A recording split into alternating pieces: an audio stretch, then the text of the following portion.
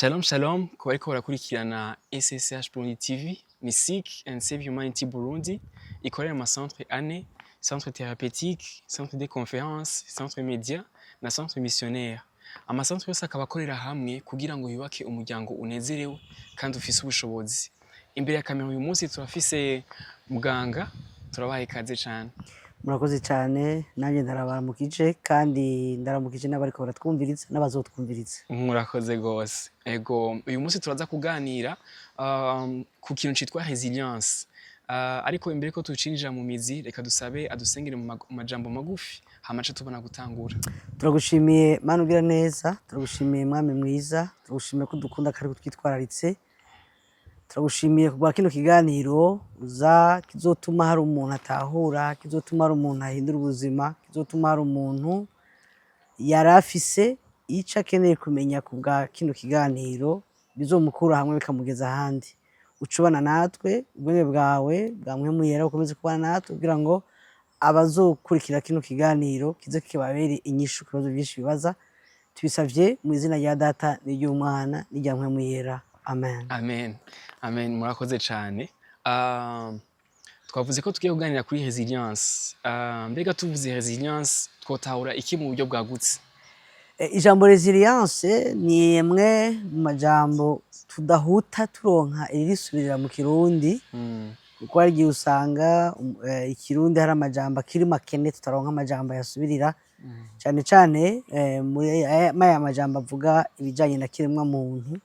Ariko iyo tuvuze resilience ni ubushobozi buri mu muntu bumufasha guhangana n'ibimuhanze. Rero ibihanze umuntu ashobora kuba ari ivyo ahuye nabwo mu buzima bwa misi yose, ashobora kuba ari ivyamushikiye giturumbuka atari yabiteguye, canke ugasanga nibizananye mu mukikuje. Rero iyo tuvuga resilience rero nizo nkomezi ziba mu muntu zishobora gutuma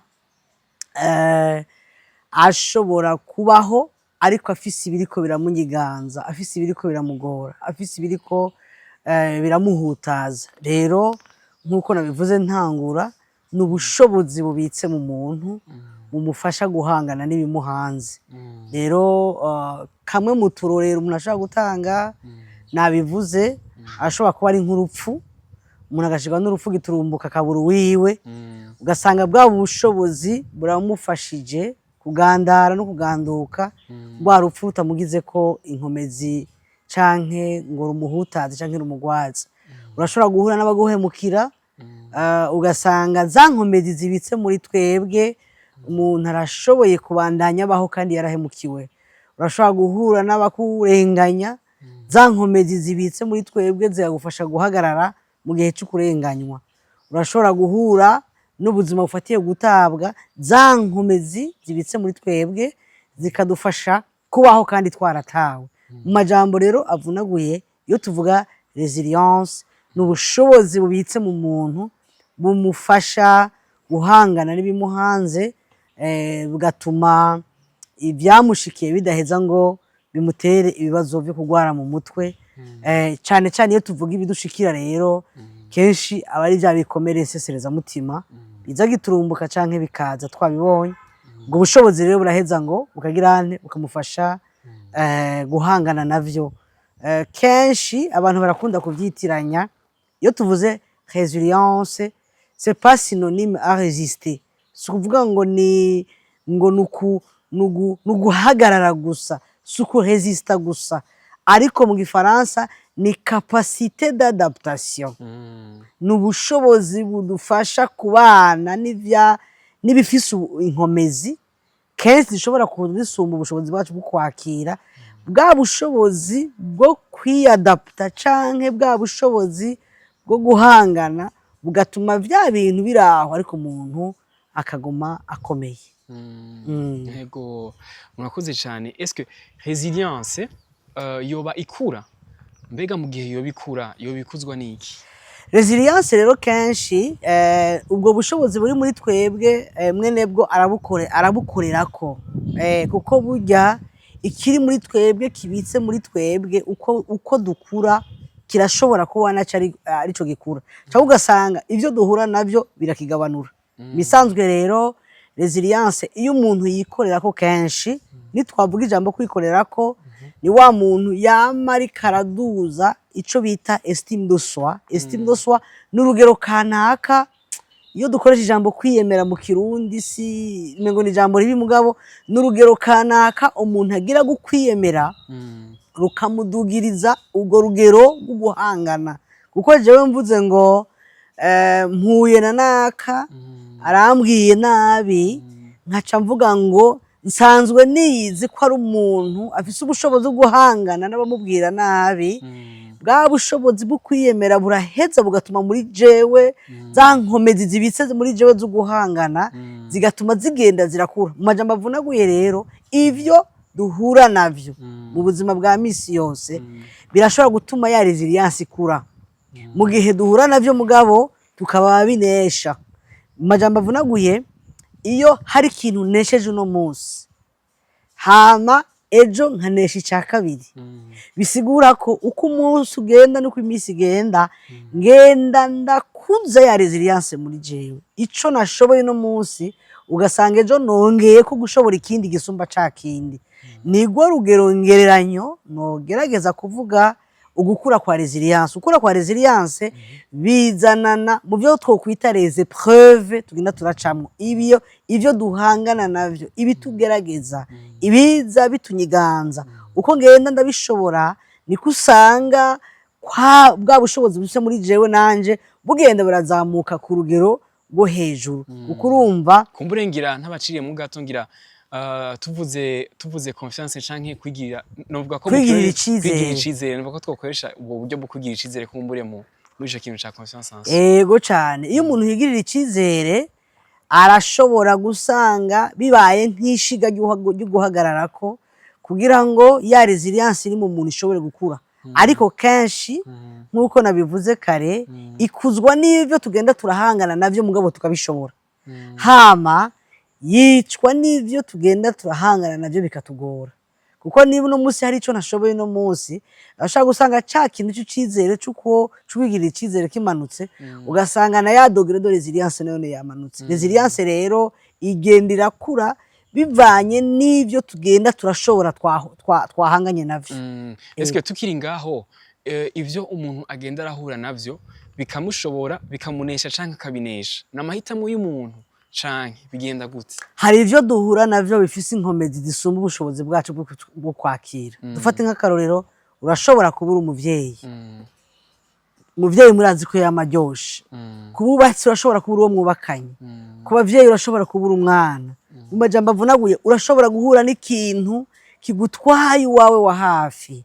Urashobora gutakaza akazi, urashobora guhemukirwa, urashobora guhura na bya bintu byose biza. Cane cane dukoresha ijambo ngo bukwi na bukwi, bigaca biza bifise ubushobozi busumba ubwo wari ufise bwo kwakira. Birumvikana rero yuko hari igihe bikunanira kwakira. Aho nihandi acavuga ngo la personne ngo yagize ngo manque de résilience, yabuze ubushobozi bwo guhangana. Ariko urumva si misi yose ubwo bushobozi bituvako, ko kenshi umwana w'umuntu araremanye ico no kwita inkomezi n'intege nke.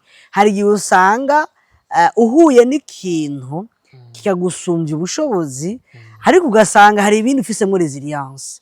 Majambo avunaguye rero, resilience irashobora kugaragara bivanye n'ico muhuye naco, hama resilience irashobora kugaragara bivanye n'umuntu ahuye n'ico kintu.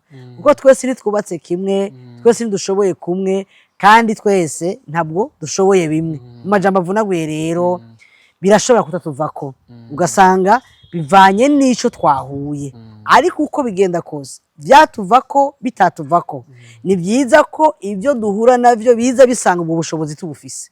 Kuko sico kimwe niyo bije bihura n'uwo muntu adafise ubwo bushobozi. Rero umuntu arashobora kwitwa ko atagize resilience bitamuvuyeko, bivanye n'uburemere bw'ico yahuye naco. Canke umuntu akava ko atagiriwe resilience bimuvuyeko kubera bwa bushobozi bubitse muri we ataburiyo. Ego. Mbega kubizera resilience ivuye mu ijambo ry'Imana canke uburyo bwo kugira resilience ivuye mu ijambo ry'Imana bumera gute?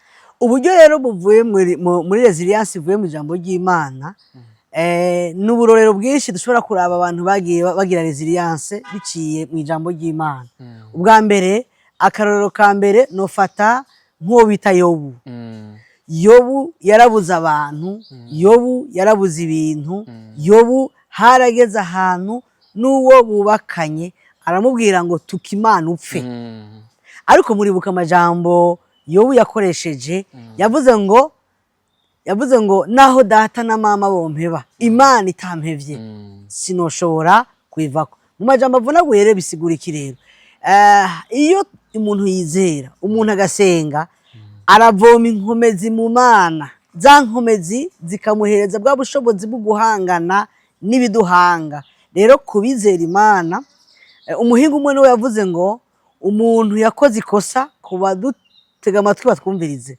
Burya ngo mu buzima bw'isi mwemu, ikosa rya mbere dukora no kugira ico tutemera. Urabona n'abemera shetani birabamaza imisi. N'abemera Imana, afite iyo ugira ico wemera, ugira ico bita la conviction du cœur, y'ukuronka ubushobozi bwo guhangana n'ibiduhanze. Mu majambo avunaguye rero, nko mu ijambo ry'Imana, Imana iratanga resilience. Bibiliya iravuga ngo muzoronka ubushobozi mwemu w'Imana niyabazako. Hari igihe kenshi iyo umuntu agendana n'Imana, umuntu agakorera Imana, aragira ubushobozi abatamenyanye n'Imana batagira. Mu majambo avunaguye rero, turabona uburorero bwa Yobu, nivyo ntibibuze ko hagerana bagacika intege. Turumva abitwa mu gitabo ca Mukristo yahuye n'ibibazo mu rugendo ariko akabandanya. Turumva abitwa ba Aburahamu yagerageje gutanga Isaka ari wo mwana wenyine afise, akagenda kumutanga. Turumva abitwa ba Yosefu batawe mu kinogo, bagatagwa mu gisumanyenzi, bakagurishwa nabo bavukana ariko ntibabihora. Mu majambo avunaguye rero, Bibiliya irerekana neza ko iyo umuntu asenga, iyo umuntu yemera Imana, iyo umuntu agororokera Imana, uyo muntu araronka ubushobozi buva ku Mana. Ibi ndabibwira abemera, kuko iyo tuvuga ibi vy'amasiyanse hari igihe kenshi tutabivanga, kuko hari abantu bavuga resilience yo mu mubiri no mu mushaha. Ariko no kubemera Imana, abemera Imana ico bita mpwemu yera canke umutima mweranda ku bandi, baravuga ko iyo umufise aguha inkomezi, kuko n'ibiri bivuga ngo mpwemu wanje nabaza ko muzogira ubushobozi. Donc amajambo avunaguye rero, Imana iratanga ubushobozi, bwa bushobozi bugatuma duhangana n'ivyo biriko biratugora. Mbega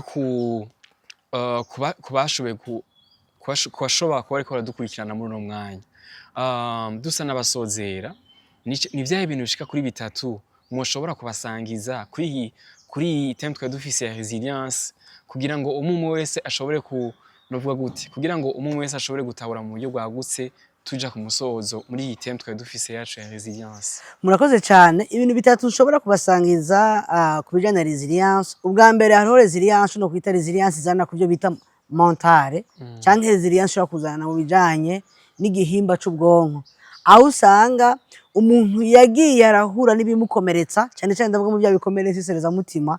Ikintu ca mbere kigenda kiratakara n'ubwo bushobozi bubitse muri uwo muntu bwo guhangana n'ibiriko biramugora. Aragira ico bita manque de resilience kubera ibyo yagiye arahura navyo yabimazemwo igihe kirekire, kandi bikaza bimutwara ubushobozi.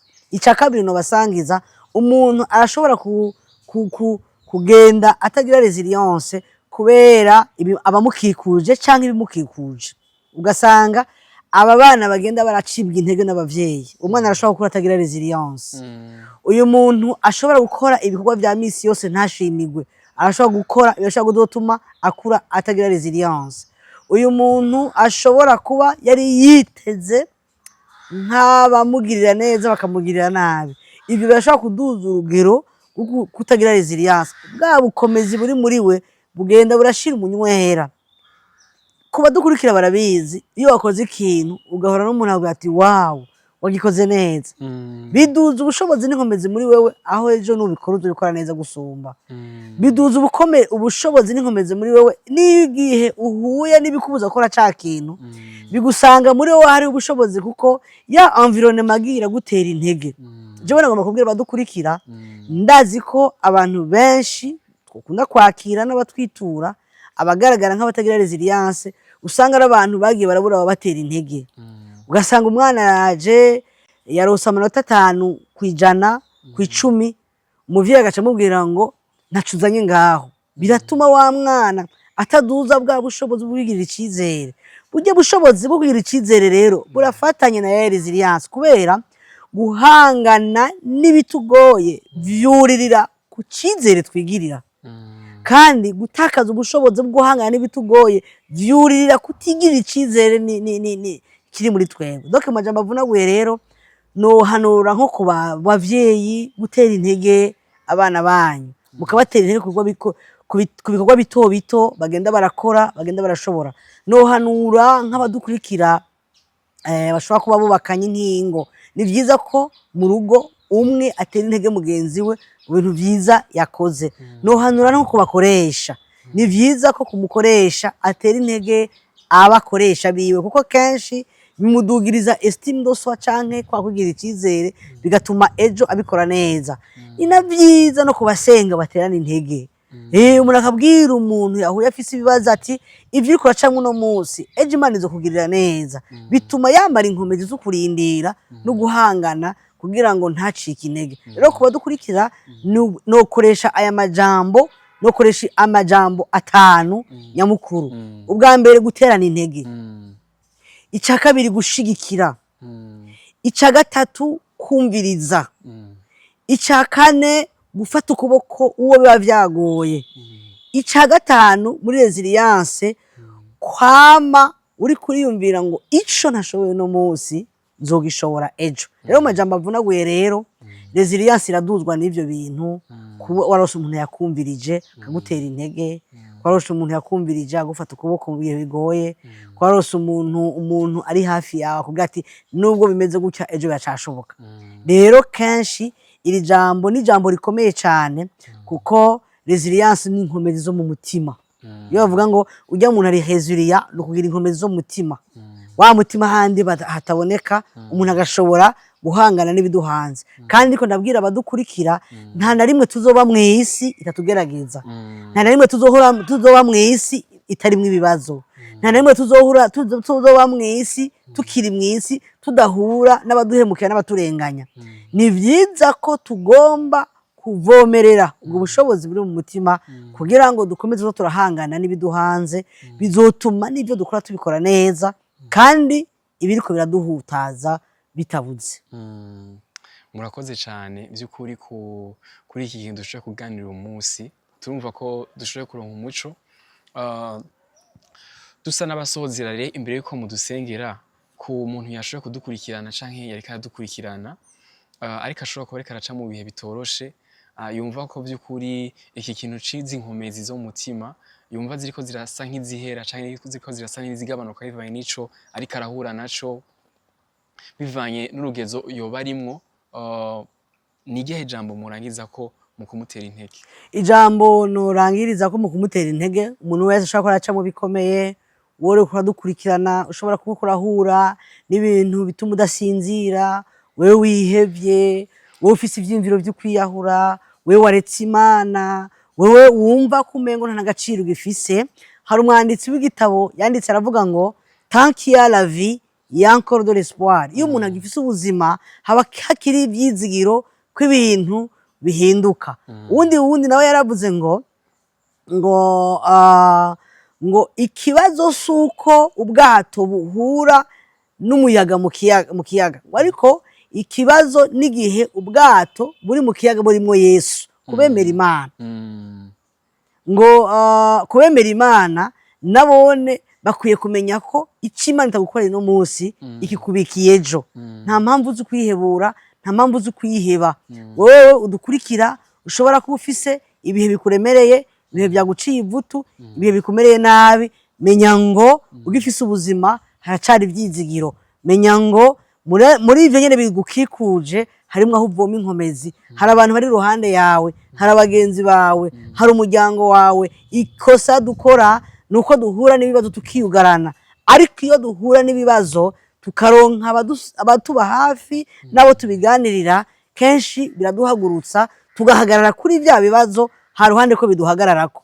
Rero nabwira umuntu akadukurikira, ntukihebure, ntukihebe, reka kuhononsa, reka kubivamwo. Mwijuru hariho Imana, Imana ikomeye, Imana ishobora, kandi Imana ikora ibitangaza. Wowe ushobora kuba uri kwaca mu bitandukanye, ushobora kuba ari urugo rwanse, ushobora kuba ari ubuzima bukubaho bwanse, ushobora kuba ari ku kazi bitameze neza. Nagomba nakubwira ngo sois résilient ou résiliente, kuko mwijuru hariho Imana.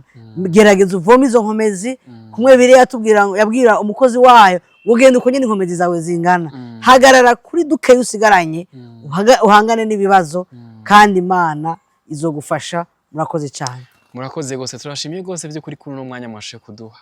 Murakoze gose nawe. Yego, Imana ibahe umugisha. Amen. Nkuko twatanguye dusenga, reka ca turangiza no gusenga. Ariko imbere ko mudusengera, nshimira n'abashe kudukurikirana. Nizera ko buri umwe wese yashoboye kudukurikirana hari ico yashoboye kwakira, hari ico yashoboye kuronka. Turumva ko no kubizera hari izindi nkomezi tuvoma zivuye mu gusenga, canke hari izindi nkomezi canke ubushobozi dukura by'ukuri muri presence y'Imana, mu kubaho kw'Imana. Turabashimiye cyane ku buryo mwashoboye kudusangiza mu mpande zitandukanye zose, mu mushaha, mu mpwemu no mu mubiri, kugira ngo by'ukuri tube abantu bubakitse mu buryo bwuzuye. Imana ibahe umugisha. Reka turangiza muturangize no gusenga. Yego, kazi. Mana, turagushimiye ko uri umwizigirwa.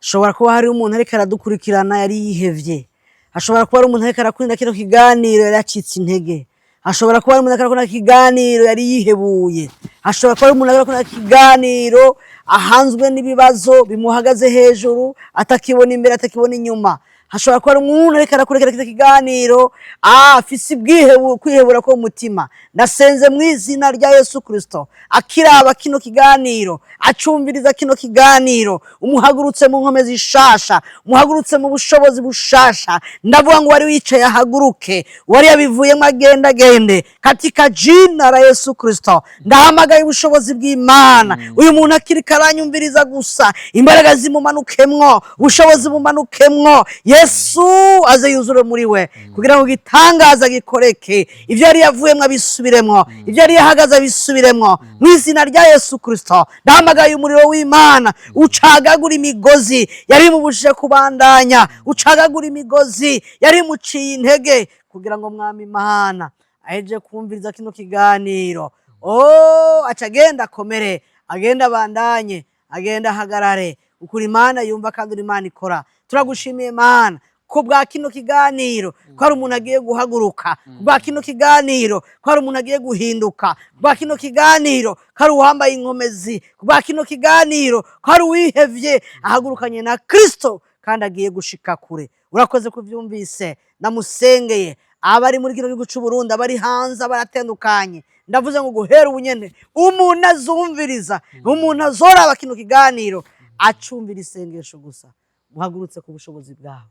Tubisabye mu izina rya Data, n'irya Umwana, n'irya Mpwemu Yera. Amen. Amen.